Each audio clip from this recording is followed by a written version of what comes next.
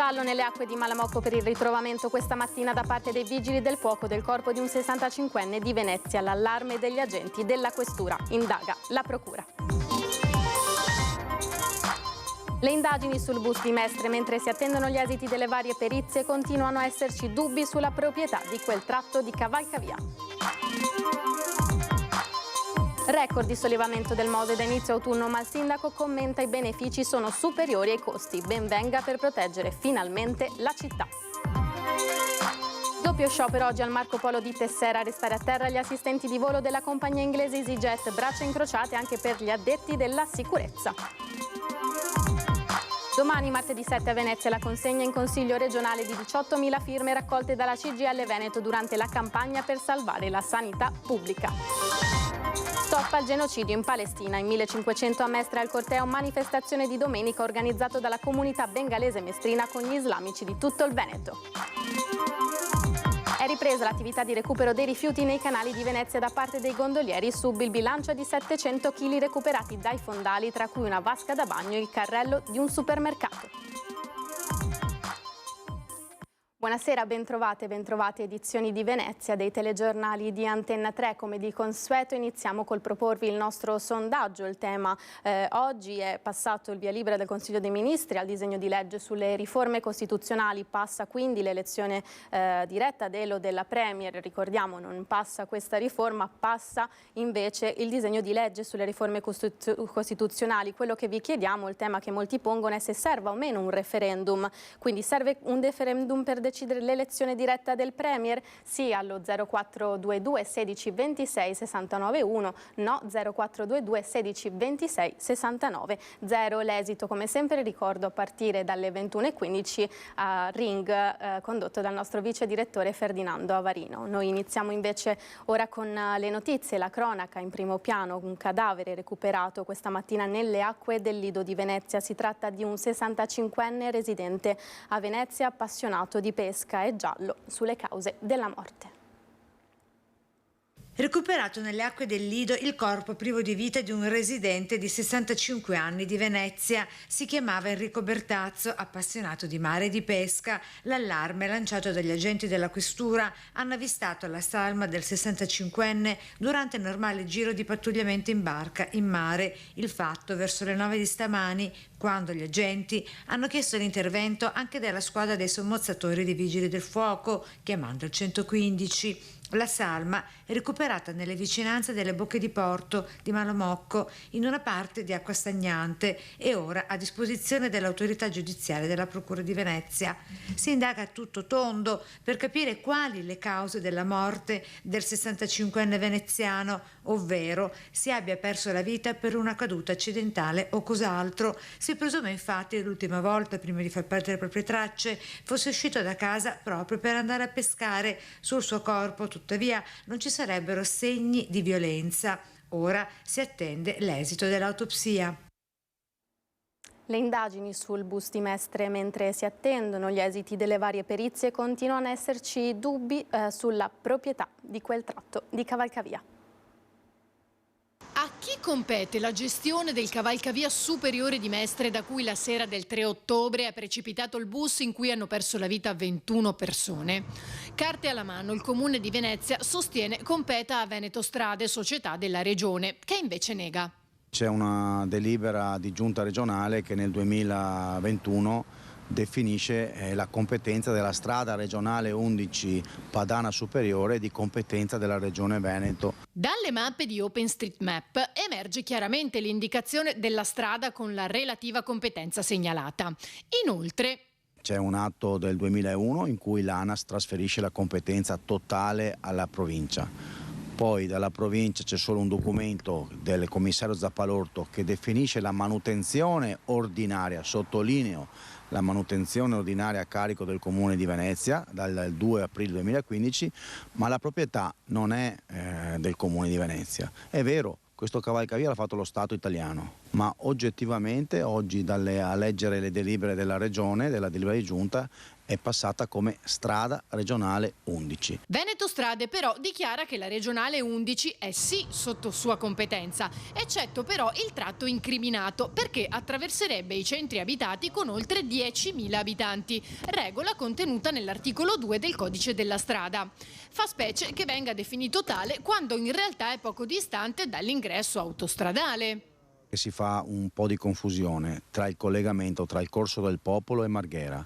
Il collegamento del cavalcavia inferiore, cioè quello che collega il Corso del Popolo con via Fratelli Bandiera, è dal 1974 di competenza del Comune di Venezia, con atto documentato nel 74 tra ANAS e Comune di Venezia. Ma è evidente invece che il cavalcavia superiore, perché collega Venezia con l'autostrada, non può che non essere di un ente superiore del Comune di Venezia, ma è negli documenti a tutti gli effetti c'è scritto strada regionale 11 Padana Superiore. Documenti che sono in mano anche alla Procura e che avrà il compito di chiarire una volta per tutte quanto dichiarato da Cafarsetti, negato invece da Veneto Strade, che interpellata ha detto di non aver altro da aggiungere.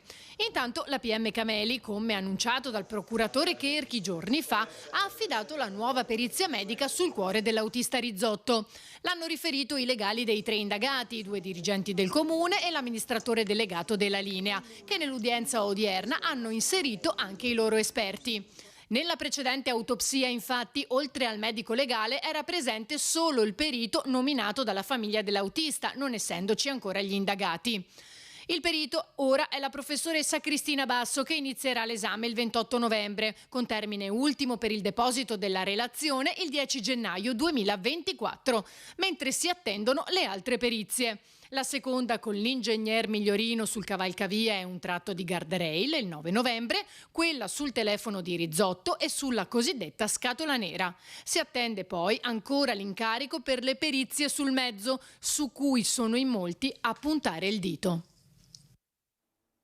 E vi diamo notizia di un incidente nel tardo pomeriggio lungo l'autostrada 57, traffico bloccato e lunghe code, lo schianto è coinvolto un'auto e un furgone nel tratto in direzione Milano, in prossimità dell'uscita Miradolo. Dalle prime informazioni 2 persone sarebbero rimaste ferite. Ed è record di sollevamento del Mose da inizio autunno, ma il sindaco commenta: i benefici sono superiori ai costi, ben venga per proteggere finalmente la città. 14 giorni di sollevamento del Mose dall'inizio della stagione autunnale, un record che però ha salvato Venezia. L'ultimo innalzamento sabato sera, quando è stato attivato per evitare che ancora una volta l'acqua alta potesse danneggiare la città, facendo tirare un sospiro di sollievo ai veneziani. Soddisfatto il sindaco, che non si dice preoccupato per i costi dei sollevamenti, se questo significa non rivivere la drammatica esperienza del novembre 2019, e aggiunge: dobbiamo ancora lavorare molto su tante cose, però pensare che questa volta a Venezia, tutta Italia l'ha mollo, tutti hanno visto, ho incontrato il sindaco di Pistoia e loro sono stati particolarmente colpiti in Toscana, proprio in quelle zone lì. E mi diceva come facevate voi in tutti questi anni. Ho detto: pensa, la nostra è anche acqua salata, che è pure peggio, non lo dico. Per cui questa nostra esperienza della gestione delle acque potrà essere molto utile, penso anche proprio, non solo per risolvere i problemi che i cambiamenti climatici stanno portando davanti agli occhi di tutti, ma anche per raccontare la nostra esperienza operativa, le vasche in laminazione, l'ho spiegato più volte. La stessa cosa va fatta sulle rive dei fiumi. Adesso non ve la faccio lunga, ma è davvero complicato, bisogna sapere certe cose, bisogna far parlare gli ingegneri idraulici, anche informatici, perché anche le previsioni di queste maree, di questi livelli dell'acqua sono molto importanti, un sistema di comunicazione alla cittadinanza più chiaro, anche qui, anche noi dobbiamo ancora migliorare moltissimo, lo sappiamo, cioè è tanto da fare, però stiamo lavorando. Con il mare in burrasca, la pioggia e il forte vento degli ultimi giorni, il veneziano è stato messo a dura prova. Danni lungo il litorale con le spiagge devastate, danni a infrastrutture e tonnellate di rifiuti spiaggiati. A Jesolo, come sempre, la situazione più critica è stata nella spiaggia della Pineta, ma l'erosione è stata segnalata anche a Caorle, Sottomarina, Eraclea Mare e nella spiaggia di Cavallino. A Bibione la mareggiata ha invaso completamente il litorale e sempre a San Michele a creare gravi problemi è stata la piena del Tagliamento, che ha invaso la laguna innescando una piena fra i canali consortili, creando una falla nell'argine del canale Teglio con conseguenti allagamenti. Ora la situazione è tornata alla normalità. Doppio sciopero oggi al Marco Polo di Tessera, a restare a terra gli assistenti di volo della compagnia inglese EasyJet, braccia incrociate anche per gli addetti alla sicurezza. Nuova giornata di passione per chi doveva viaggiare in aereo in seguito allo sciopero nazionale del comparto di volo per chiedere migliori condizioni contrattuali in busta paga. Sciopero che al Marco Polo di Tessera addirittura ha raddoppiato con ben 2 differenti presidi. Da una parte gli assistenti di volo di EasyJet che hanno deciso di restare a terra per un'iniziativa di sciopero di 24 ore su tutto il territorio nazionale e che a Venezia, per non infierire con il concomitante secondo sciopero, ha visto ridurre le ore di mobilitazione a 4 e dall'altra la protesta dei lavoratori di Triveneto Sicurezza. Un totale complessivo di oltre 350 lavoratori che operano nello scalo veneziano, tra hostess, steward e addetti alla sicurezza. Quest'ultimi con un contratto a tempo pieno che si aggira sui 1.300 euro mensili senza indennità e che per un tempo part-time diventano 1.100 se assunti come stagionali. Ed è giunto il momento di dire basta, il nostro contratto appunto è fermo, la contrattazione nazionale è stata rinnovata con un rinnovo da vergogna, 28 centesimi all'ora, per cui tutto cresce fuorché i nostri stipendi. Stipendi che per EasyJet non sono regolati da contratto collettivo nazionale, bensì da quello aziendale, con una busta paga base per l'equipaggio da cabina che si aggira sui 25.000 euro l'anno. Con questo sciopero, viceversa, stiamo chiedendo un riconoscimento economico per un'estate ricca di disagi, di ritardi, di cancellazioni di voli, di turni al limite delle limitazioni di volo. E inoltre chiediamo che vengano risolti dei punti a livello della salute e sicurezza sul lavoro per le colleghe e i colleghi che sono a bordo e infine chiediamo che vengano riallacciate le relazioni industriali con l'azienda, insomma tra azienda e sindacati. Turni estenuanti con tempi di riposo sempre più stretti che rendono sempre più difficile la conciliazione vita privata-lavoro, così entrambe le categorie. Quindi non avendo come un lavoro normale momenti in cui esci dall'aereo e fai un break, e qua invece no, è sempre un continuo stare sull'aereo, imbarcare, sbarcare passeggeri e questo sta intaccando anche la sicurezza a bordo. Presidio domani mattina in campo San Tomà che si concluderà con la consegna al Presidente del Consiglio regionale e agli assessori competenti delle oltre 18.000 firme raccolte nelle province della regione e dalla CGIL Veneto durante la campagna. Senza risorse e personale la sanità collassa, gli enti locali chiudono e gli enti territoriali dello Stato spariscono. E ben 900 kg di vongole nel doppio fondo del peschereccio di un comandante di una motonave nel porto di Albarella, multa di 4.500 euro. Il sequestro nei giorni scorsi nell'ambito di alcuni controlli che hanno portato a diverse sanzioni nell'area di Chioggia, sanzioni che per 2 diportisti multati per un totale di 460 euro perché sorpresi mentre sostavano con le loro imbarcazioni all'interno dell'area del cantiere Mose, violando così un'ordinanza della Capitaneria di Porto di Chioggia. Noi ci fermiamo qualche istante di pubblicità, a tra poco. Eccoci tornati in studio, edizione di Venezia dei telegiornali di Antenna 3. Proseguiamo con le notizie. In ben 1500 ieri al corteo contro la guerra in Medio Oriente a Mestre.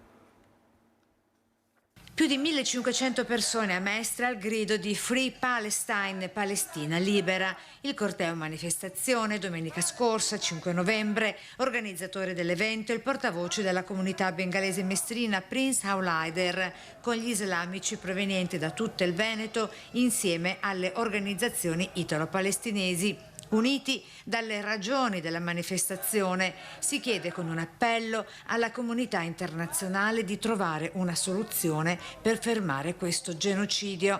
Il corteo dal piazzale della stazione ferroviaria fino a Piazza Ferretto. La marcia, divisa in 3 gruppi di militanti, è partita dopo le 10 del mattino, accompagnata in testa e in coda dalle forze di polizia.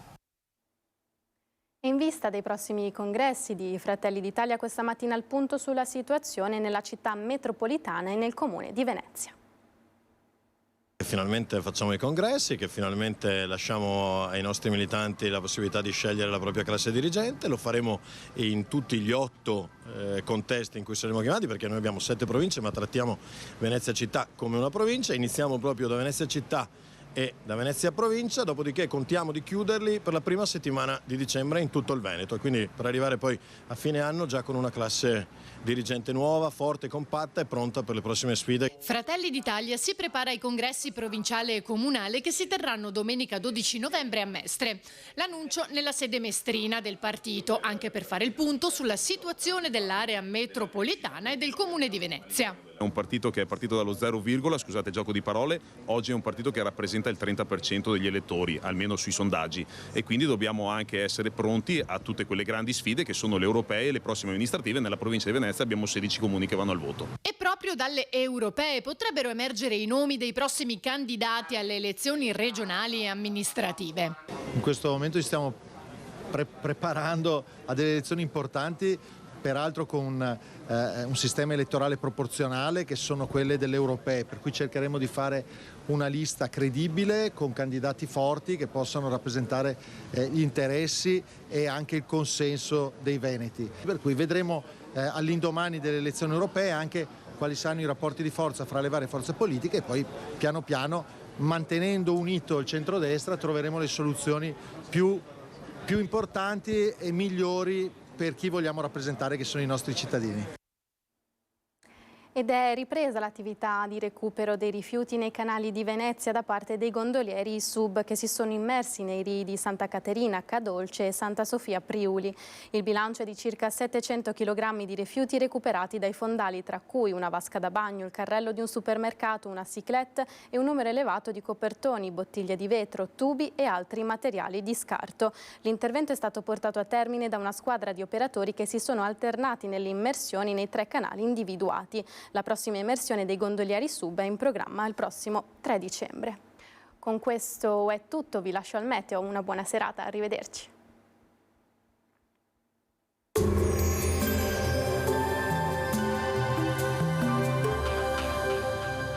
Per la tua casa vuoi sicurezza e comfort? Nel nostro showroom trovi serramenti efficienti e consulenza specializzata. Ti aspettiamo in via 13 Martiri 106 a San Donà di Piave. Benvenuti al meteo, previsioni per martedì 7 novembre. Sul Veneto cielo parzialmente nuvoloso con possibili foschie o nebbie in pianura nelle ore più fredde. Non sono previste precipitazioni, salvo locali piovaschi sulle zone montane nelle ore centrali della giornata. Temperature minime in rialzo comprese tra i 6 e gli 8 gradi, massime stazionarie tra i 13 e i 16 gradi. Sul Friuli Venezia Giulia cielo in prevalenza poco nuvoloso su pianura e costa, variabile sulla zona montana. Nel pomeriggio saranno possibili delle deboli piogge sparse sulle zone prealpine. Temperature minime comprese tra gli 8 e i 13 gradi, massime tra i 14 e i 18 gradi. Sul Trentino Alto Adige è previsto tempo variabile con possibilità di deboli piovaschi o debolissime nevicate oltre i 1600 metri. Temperature minime tra i -1 e i 4 gradi, massime tra i 10 e i 12 gradi. Dal meteo di Antenna 3 è tutto, arrivederci.